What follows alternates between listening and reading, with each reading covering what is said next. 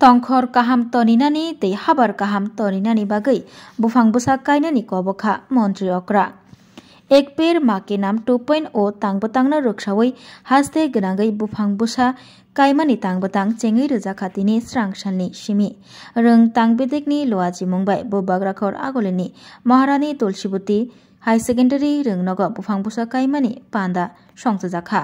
o pando narwai okrangai faimanjaka hastini Montri Okra Professor Dr. Manik Saha bonokari tongo rung tangbedekni Secretary Rabel Hemendra Kumar rung tangbedekni Director NC Sharma Maharani Tulsibuti rungnokni Principal khoboi rung frungnai te srungnai rok manjaklaikha pandano ruksawui Osalo rungnokni buskango bufang busa kaikha hastini Montri Okra Professor Dr. Manik Saha pandanodogui koksana thangai Montri Okra saikhna rekha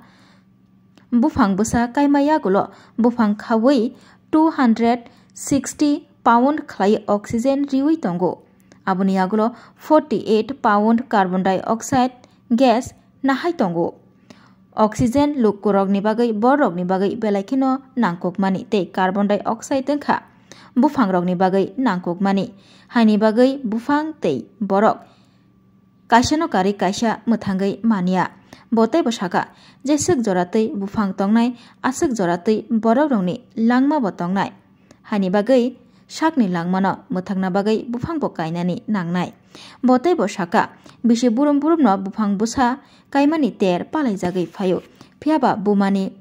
mungui bufang kaimani abo Montri Okra Narendra Modini bokhrogono phaisiwo botai bosaka tongkhorno kaham toninani habar kaham toninani bagai bufang busa kainani belaikhino nangkogo osalo pandawo faimanjaknai rung tangpetekni Secretary Rabel Hemendra Kumar bahaino kok narakha tei abai baksa pandawo kok narangna thangai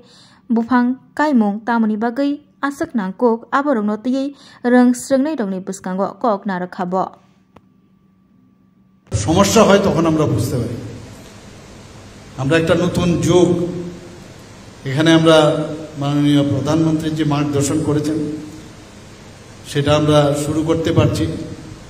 এবং এতে করে মায়ের মতো আমরা একটা গাছকে আমরা শ্রদ্ধা করা এবং তাকে ভালোবাসা আমাদের দেওয়া উচিত আমরা বন ও প্রকৃতি এখানে যারা স্টুডেন্টরা আছে নিশ্চয়ই আমরা এসে বা রচনা এইসব ইত্যাদি আমরা লিখি কিন্তু এখনো দেখা যায় বহু জায়গায় ডিফরেস্টেশনের জন্য অনেক বনদস্যুরা আছে ভালো লোক যেমন আছে আবার বনদস্যুরাও আছে বহু জায়গায় খবর আসে যে গাছ কেটে দিচ্ছে তো এর জন্য আমাদের ফরেস্ট ডিপার্টমেন্ট এবং আমাদের ত্রিপুরা সরকার হোম ডিপার্টমেন্ট থেকে আমরা ব্যবস্থা নিচ্ছি এবং এতে করে আমাদের প্রকৃতি বন জীবন ও সভ্যতা একে আরেকটার সাথে কিন্তু সম্পর্ক গাছ ও বনের প্রয়োজনীয়তা এটা কিন্তু একটা চিরন্তন সত্য আমরা মাঝে মাঝে এটা ভুলে যাই বন মহোৎসব আমরা জুলাই মাসে আমরা পালন করি আগে লাগানো হতো কিন্তু এইরকম এক পের মা কে নাম এই ধরনের একমাত্র এই যে থট প্রসেস একমাত্র মাননীয় প্রধানমন্ত্রী যে মস্তিষ্ক থেকে আসতে পারে আমরা বন মহোৎসব আমরাও করতাম ছোটবেলার থেকে ভাবলাম একবার করে নিলাম কিন্তু তার যে ইম্পর্টেন্স উনি আমাদের বুঝিয়ে দিয়েছেন আমাদের পরিবেশকে যদি রক্ষা করতে হয় এবং ঝুঁকি যদি কমাতে হয় বৃক্ষরোপণ একটি গুরুত্বপূর্ণ বিষয় এবং তা আমাদের মনে রাখতে হবে এখানে সবার অবগতির জন্য আমি জানাচ্ছি যে একটা ম্যাচিওর বা পরিণত গাছ গড়ে 260 পাউন্ড অক্সিজেন সরবরাহ করে এবং 48 পাউন্ড কার্বন ডাইঅক্সাইড গ্যাস শোষণ করতে পারে আমরা জানি গাছ আমাদের অক্সিজেন দেয় এবং যারা পশু পাখি বা হিউম্যান বিং আছে আমরা অক্সিজেন ছাড়া আমরা বাঁচতে পারি না সেই অক্সিজেন গাছের থেকে আমরা পাই আর কার্বন ডাইঅক্সাইড আমরা দিই সিম্বায়োসিস একে অপরের ছাড়া যে আমরা বাঁচতে পারবো না সেটা কিন্তু প্রকৃতি আমাদের শিখিয়েছে আমাদের গাছ আমাদের অক্সিজেন দেয় আর আমরা কার্বন ডাই অক্সাইড দিই। আমাদের এই নিয়ে বিশদভাবে সারা পৃথিবীর মধ্যে আলোচনা হচ্ছে কিভাবে কার্বন ডাই অক্সাইড এই যে বায়ুমণ্ডলে তার পরিমাণ হ্রাস করা যায়। যতক্ষণ গাছ থাকবে ততক্ষণ কিন্তু আমাদের জীবন থাকবে। অক্সিজেন যদি থাকে তাহলে আমরা বাঁচব, স্বাস্থ্য বাঁচবে, আনন্দ বিনোদন ইত্যাদি থাকবে, এবং তার সাথে আমাদের সভ্যতাও কিন্তু বেঁচে থাকবে। মাননীয় প্রধানমন্ত্রী যে COP26 সম্মেলনে উনি ঘোষণা করেছেন যে দেশের কার্বন যে নির্গমন সেটাকে 2070 সালে শূন্যতে নামিয়ে আনতে হবে এবং ভারতকে কার্বন নিউট্রাল কান্ট্রি হিসাবে ঘোষণা করবে। কাজে সেটা তবেই সম্ভব হবে যদি আমরা সবাই মিলে এই কাজটা করি। এটা গণ আন্দোলন হওয়া উচিত, বৃক্ষরোপণ, এবং গাছ লাগাবার সময় চিন্তা করতে হবে যা আমি গাছটা যে লাগাচ্ছি ভবিষ্যতে তার স্থানটা যেন ঠিক জায়গায় থাকে। আজকে গাছ লাগালাম, কালকে দেখা গেল গাছটা কাটতে হচ্ছে, সেটা বাড়িতেই হোক, স্কুলেই হোক, বা বাড়িঘরের আশেপাশেই হোক। চিন্তা করতে হবে যে আমি গাছটা যে লাগাচ্ছি ভবিষ্যতে যেন এটা কাটতে না হয়। ঠিক আছে, এখন অনেক সময় আমাদের এখন উন্নতির সাথে সাথে আমাদের রাস্তাঘাট বড় করতে হচ্ছে, যেহেতু এই ধরনের চিন্তা ভাবনা আগে ছিল না, বা যে হারের মানুষ এবং সভ্যতা এগিয়ে যাচ্ছে প্রয়োজনের কারণে সেটা কিন্তু কাটতে হয়। তো আমাদেরও যতটুকু আমাদের চিন্তা ভাবনায় এবং যারা বড়রা আছেন তাদের যে অভিজ্ঞতার নিরিখে আমাদের গাছটাও ঠিক ওইভাবে লাগাতে হবে, এবং ঠিকভাবে গাছটা যেন প্রতিপালন করা হয়, এবং তাতে এই গাছ লাগাতে গিয়ে যেন আবার কোনো সমস্যা না হয় সেটাও কিন্তু মাথায় রাখতে হবে।